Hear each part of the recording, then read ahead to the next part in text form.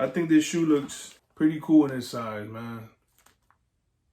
I know I told you speak diamonds. R.I.P. to God, you told me life about timing. But every day, feel like mine's winding. In this cold world, trying to adjust the climate. Looking at Yo, dude, what it do? This your guy, Jay Silva, and you're back on the Silva Linings TV show.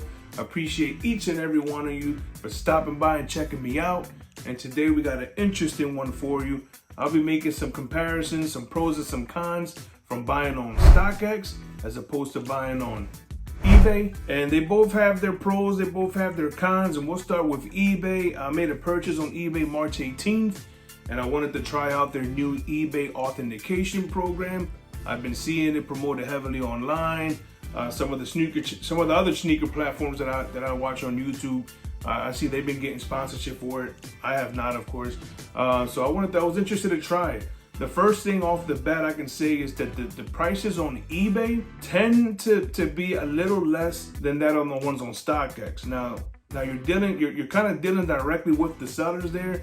So if a shoe's going for $460 or $450 on StockX, the seller on eBay may have it for that same price. You're able to message that seller and maybe, work around that price. Say I got $420 instead of $430, and you'll be surprised. For the shoe that I picked up on eBay, it was a shoe that was pretty hyped up on release day. The shoe size that I purchased it in was, at the highest I seen it on StockX, was like maybe 530.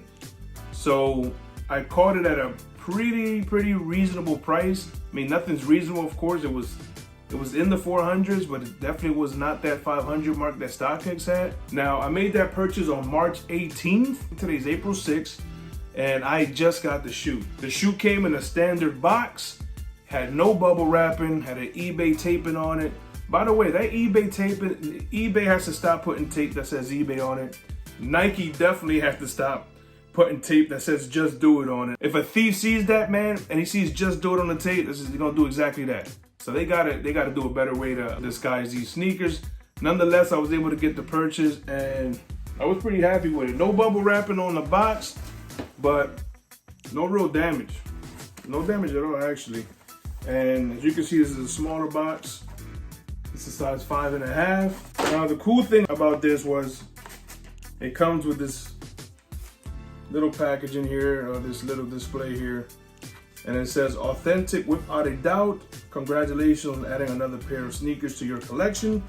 And then it gives you instructions on how you're able to use your smartphone to tap onto this lock that eBay places on your sneaker.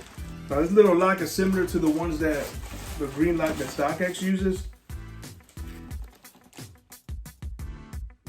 And then what happens is, once you tap your phone, it's called the NFC enabler. You got to go ahead and download that app. Once you download that app and you open that up, the minute it gets near the sneaker, it'll open up the sneaker, it'll let you know the date that it was authenticated. It'll give you the item number. So that's a pretty cool system that eBay is using. I think with the proper promotion, the proper adjustments, tweaks that they make, I think eBay's authentication program can give StockX a run for their money, especially if they start competing with those prices. Because let's be honest, I love StockX. I'm at an age now where I no longer want to do lineups for sneakers. I really don't even want to do meetups. You know what I mean? I don't even want to do meetups with people. So being able to strike out on Sneakers app on a Saturday and then hopping on StockX a week or two later, watching the prices fluctuate up or down and then making a purchase is pretty convenient. I've had an issue with StockX yet, but if eBay can tweak a few things, they can do it, because it took a little too long. The seller shipped it over to New York, and then I'm not even too far from New York, so I'm about 2 hours away. It's in New York, it's just sitting there, and then I get an email saying it was delayed, and then it goes to another place in New York, and then it finally comes to where I'm at. So they gotta speed up the process. I'm not gonna be too hard on them because this is a new program, so you gotta let them, get those tweaks out the way. But the shoe came in phenomenal condition, man. I think this shoe looks pretty cool in this size, man. And you can't lose once you got a two-tone Air Jordan 1, you can't lose, man. You can't lose. Pretty solid. That tumble leather.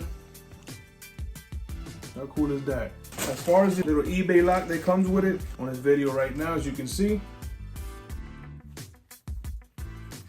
But I gotta tell you, man, another thing that has to stop is, since when did people start basing their prices off of StockX?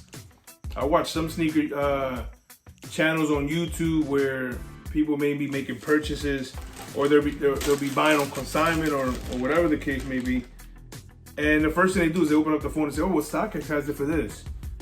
You know, it's like, at what point did that happen, man?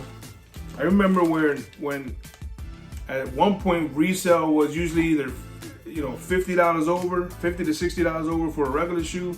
If it was a hyped up shoe, 100 over, 150 over. But this is getting ridiculous now, man. Everybody and their mom basing it off. The minute StockX has the shoe for $400, got on the block wants $400 for it, or wants $410 for it. That's one of the cons from StockX. StockX has, it influences the market in a way where people want to give you whatever price that they have on there. It's the price that you're pretty much going to pay on the street. And the cool part used to be, you know, being in Facebook groups or in sneaker groups where dudes will have a couple sneakers and you might pay $50 or $100 over. But the $150 to $200 over is getting a little played out. I recommend you guys using the eBay authentication program if you guys don't mind waiting for the shoe, or if you want if you want to get a shoe for a special occasion, say your birthday's coming up and you have 2 weeks. I wouldn't recommend you to go to use that window. But other than that, the shoe came. And another cool thing about eBay is, as I was mentioning, where StockX uses generic photos, right? With eBay, most of these sellers have the actual sneaker that you'll be getting. They're able to take pictures and upload those on there. So you're able to kind of look at exactly what you're getting, you know? So you can, not that you can authenticate it, you know, through your cell phone, but you can kind of get a feel for the sneaker. And by the time it gets authenticated, you can feel, you know, very confident that you're getting exactly what you guys are purchasing. But that's it, man. I hope I didn't take too long or too much of your time. I just wanted to discuss my experience from using the eBay authentication program. He is I and I am him. Checking out Jay Silva. Day, every day feel like mine's winding in this cold world, trying to adjust the climate, looking at